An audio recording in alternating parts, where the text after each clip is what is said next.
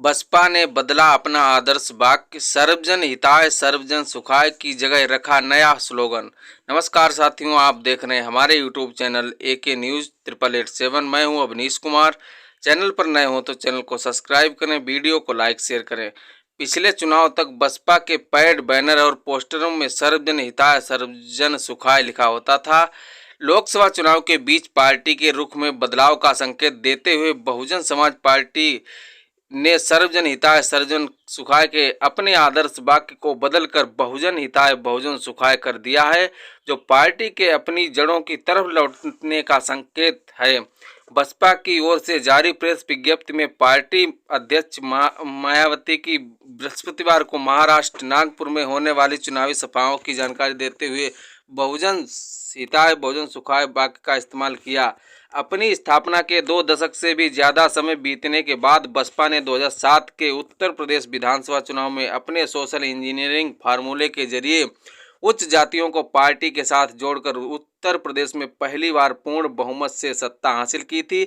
लेकिन अब वह बहुजन हिताय बहुजन सुखाय के साथ अपने मूल मतदाताओं की तरफ बढ़ती हुई दिख रही है। बहुजन समाज पार्टी का गठन धार्मिक अल्पसंख्यकों के साथ साथ अनुसूचित जाति, अनुसूचित जनजाति और अन्य पिछड़ा वर्ग का जिक्र करते हुए बहुजन शाब्दिक अर्थ बहुसंख्यक समुदाय का प्रतिनिधित्व करने के लिए किया गया था। वहीं आपको बता दें कि बसपा संस्थापक कांशीराम ने जब 1984 में बसपा की स्थापना की थी, तब भारत की आबादी में से 85% बहुजन शामिल थे, लेकिन वे 6000 अलग अलग जातियों में विभाजित थे। यही दावा कांशीराम ने किया था। वहीं आपको बसपा कार्यालय की ओर से बृहस्पतिवार को जारी प्रेस विज्ञप्ति में कहा गया है, बसपा बहुजन हिताय बहुजन सुखाय के व्यापक हित और कल्याण के मद्देनजर ही इस आम चुनाव में किसी भी पार्टी अथवा गठबंधन से कोई तालमेल या समझौता नहीं की है। बसपा पूरे देश में अपनी पार्टी के लोगों के तन मन धन पर पूरी मजबूती से संसदीय चुनाव लड़ेगी। पार्टी सूत्रों के अनुसार वर्ष 2007 में बसपा ने 403 सीट वाले उत्तर प्रदेश विधानसभा चुनाव में 206 सीट जीतकर पूर्ण बहुमत हासिल किया था और मायावती के नेतृत्व में चौथी बार सरकार बनाई थी। लेकिन 2012 के विधानसभा चुनाव से पार्टी के प्रदर्शन का स्तर लगातार गिरता जा रहा है। वर्ष 2012 के विधानसभा चुनाव में बसपा हार गई और सपा की सरकार बनी, लेकिन बसपा 80 सीट और 25% वोट लेकर से 7 मुख्य विपक्षी दल रही।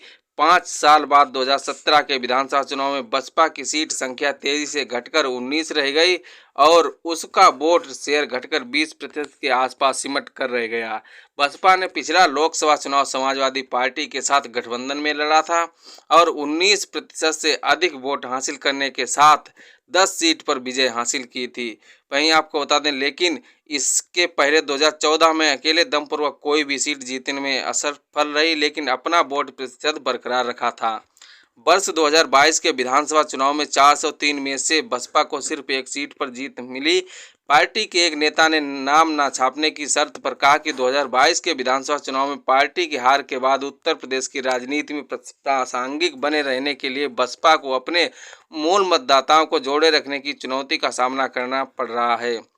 उन्होंने कहा कि बसपा को इस बात का भी एहसास है कि जिस पार्टी का गठन वंचित वर्गों की समस्याओं के समाधान के लिए किया गया था, वह धीरे धीरे उसी राह पर आगे बढ़ी जिस पर अन्य पार्टियां चल रही हैं।